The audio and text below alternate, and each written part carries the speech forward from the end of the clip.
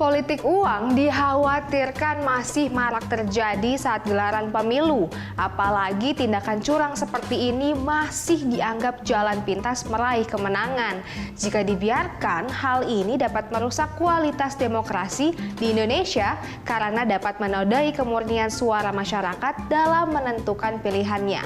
Nah, untuk bisa mengenali praktik politik uang, yuk kita bahas lebih jauh apa saja bentuk-bentuk dari politik uang. Hingga saat ini memang masih belum ada definisi baku tentang politik uang. Namun politik uang dapat diartikan sebagai upaya memengaruhi perilaku orang lain dengan menggunakan imbalan tertentu. Jadi dalam konteks pemilu, politik uang juga dapat diartikan sebagai tindakan membeli suara atau vote buying.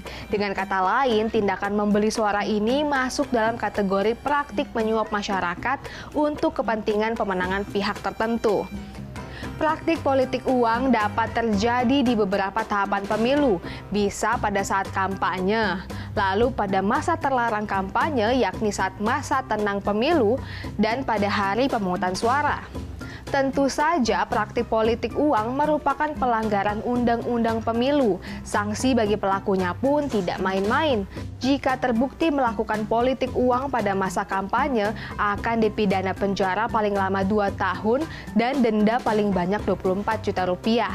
Sementara jika politik uang dilakukan pada masa tenang pemilu, maka akan dipidana penjara paling lama 4 tahun dengan denda paling banyak sebesar 48 juta rupiah. Terakhir, jika terbukti melakukan politik uang pada hari pemungutan suara, akan dipidana penjara paling lama 3 tahun dengan denda paling banyak 36 juta rupiah.